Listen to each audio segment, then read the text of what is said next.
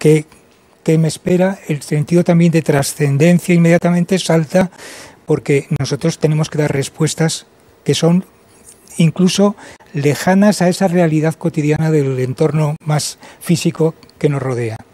Pero inmediatamente tenemos que decir, bueno, somos Homo sapiens, somos, por lo tanto, seres racionales, con capacidad de conocer, con capacidad de indagar y de encontrar respuestas ¿a qué? Y ahí es donde está la ciencia. La ciencia lo único que puede dar respuestas es a cuestiones, como bien decía el padre Carreira, que son materiales, es decir, que son de naturaleza material, que yo puedo someter de alguna manera a un experimento. ¿La ciencia cómo funciona? Pues funciona a base de hipótesis que se crean para después someterlas a unos protocolos experimentales y demostrar si hay verdad o no hay verdad en esa hipótesis inicial. Si es cierto lo que yo había pensado, pues lo voy a aceptar provisionalmente, porque también tengo que demostrar que no es falso. Hay un principio, digamos, de falsación que también hay que demostrar.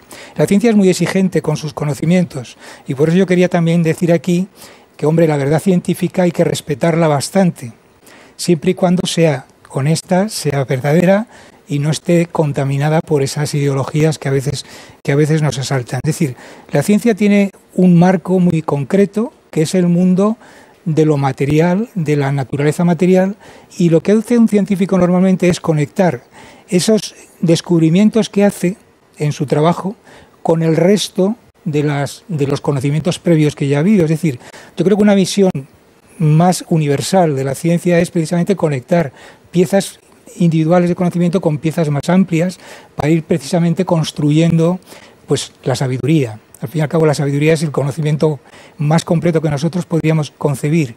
Y uno de los instrumentos que la naturaleza que Dios nos ha otorgado, que es el razonamiento, uno de los instrumentos que tenemos es la ciencia.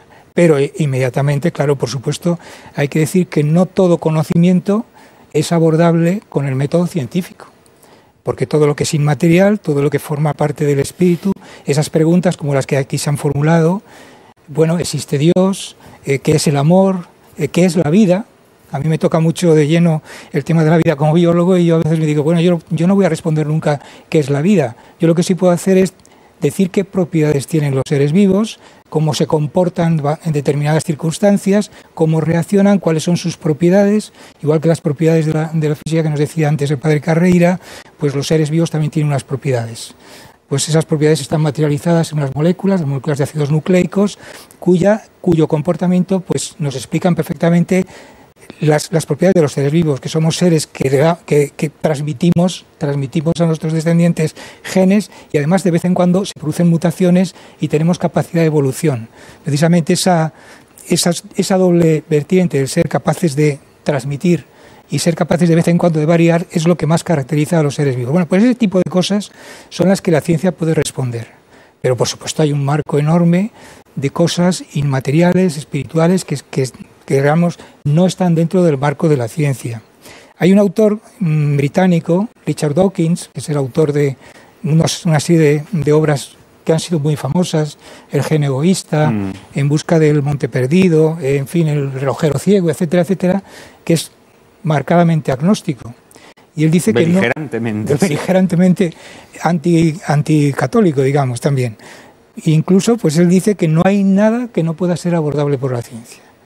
Yo creo que realmente es un empobrecimiento conceptual tremendo, porque el hombre evidentemente tiene esa doble vertiente de ser, por un lado, consciente de lo que puede abordar con sus trabajos experimentales, pero también sabe perfectamente, cualquiera sabe, que hay preguntas que no nos podemos contestar. Yo, por ejemplo, soy incapaz de saber qué es la vida, yo no sé lo que es, yo no me puedo explicar, y yo creo que aquí hay una diferencia importante a destacar.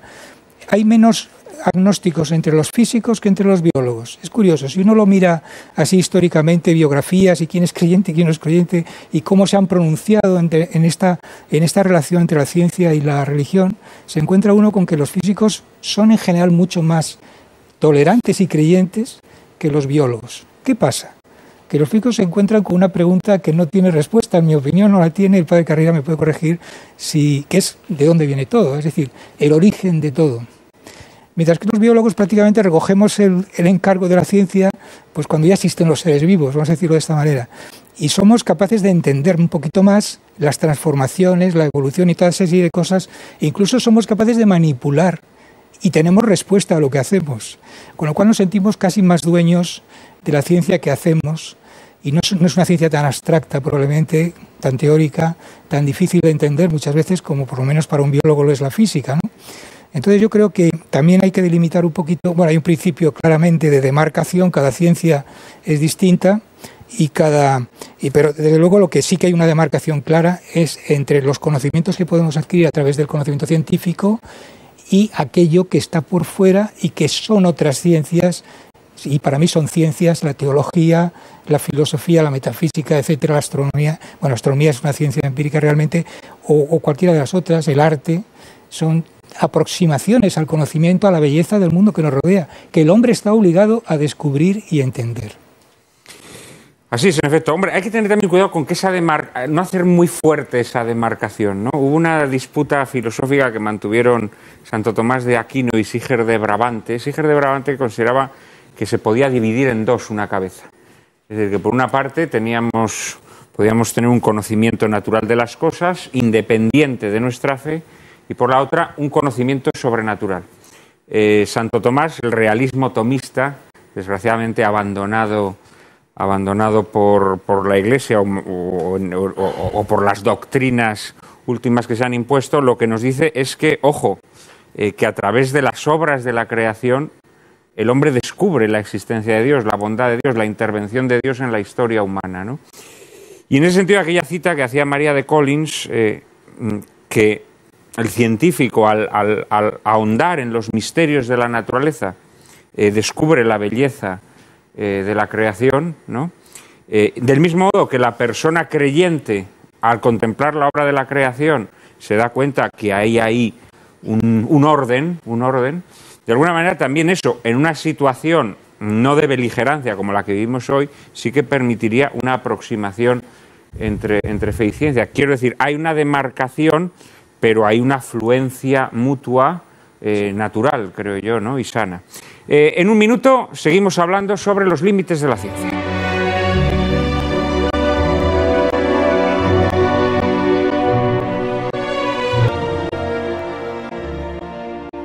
Estábamos hablando, muy buenas tardes otra vez, estábamos hablando de los límites de la ciencia, de esa confrontación casi belicosa, podríamos decir, entre esa ciencia endiosada que ha decidido que la religión tiene que ser expulsada a los suburbios de las supersticiones y que nada tiene que decir sobre las realidades de la vida. Y naturalmente hay muchos científicos que se han sumado a esta tesis y otros naturalmente más cuerdos o menos soberbios que la combaten. Seguramente el padre Carreira de esto sabe mucho. Voy a mencionar que hay científicos que cumplen el dicho de que todo hombre es naturalmente filósofo y por tanto que no se limitan a hablar como científicos, unas veces correctamente, otras incorrectamente. Steven Weinberg, premio Nobel, al que se citó antes, tiene un libro que se titula Los 3 primeros minutos. Habla del origen del universo y su evolución. El último párrafo del libro es verdaderamente desolador. Dice textualmente: cuanto más conocemos el universo, más absurdo parece. Y uno le puede preguntar, ¿por qué dice usted eso? Y da la razón. Es absurdo que haya un universo tan lleno de maravillas, tan lleno de hermosura, para luego destruirlo todo. Y la ciencia no me da alternativa.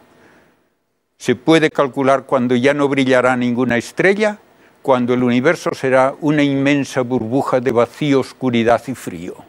Entonces, ¿para qué todo? Y como no tiene otra respuesta, dice, el universo es absurdo. Y otro científico, después de un congreso también de astrofísica, decía, el universo parece ser una broma de mal gusto. Si uno no ve nada más que lo que hace la materia, el universo es absurdo. Otro ejemplo reciente, Hawking escribe un libro, El gran diseño, donde dice la estupidez mayor que puede decir un científico como físico. Dice que la nada, por gravitación, da origen a múltiples universos. ¿Para qué científico hay gravitación si no hay materia?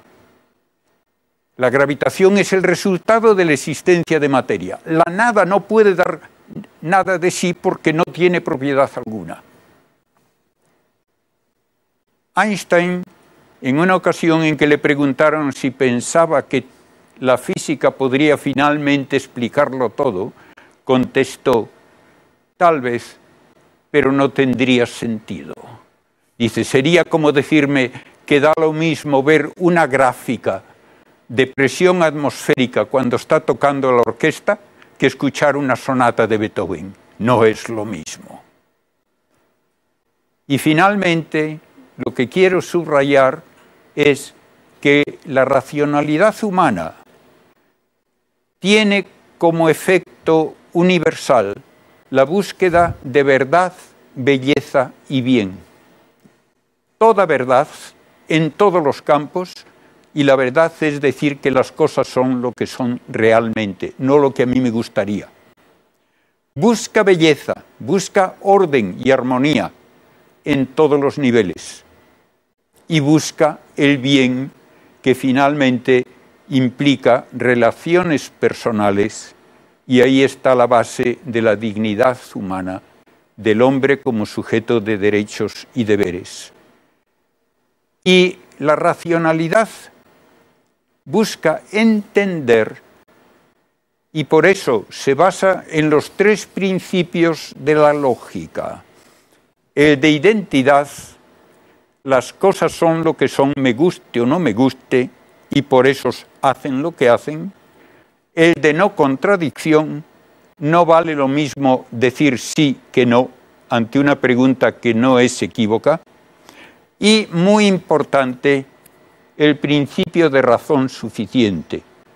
Hay que dar una explicación coherente en que hay una conexión lógica entre la causa que se propone como explicación y el efecto que se quiere explicar.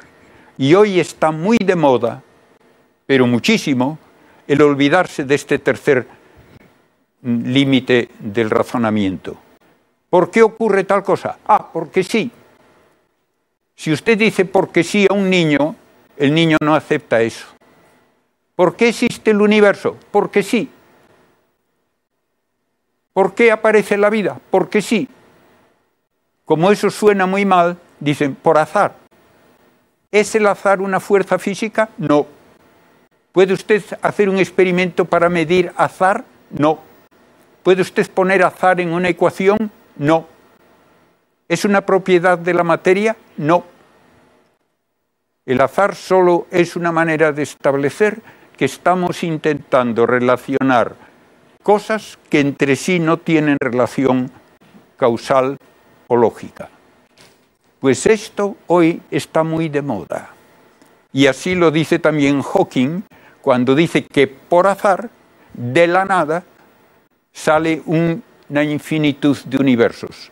Verdaderamente da pena, da vergüenza ajena que este hombre, que es inteligente y además está en una silla de ruedas, haya bajado tanto en su modo de pensar para decir esas estupideces.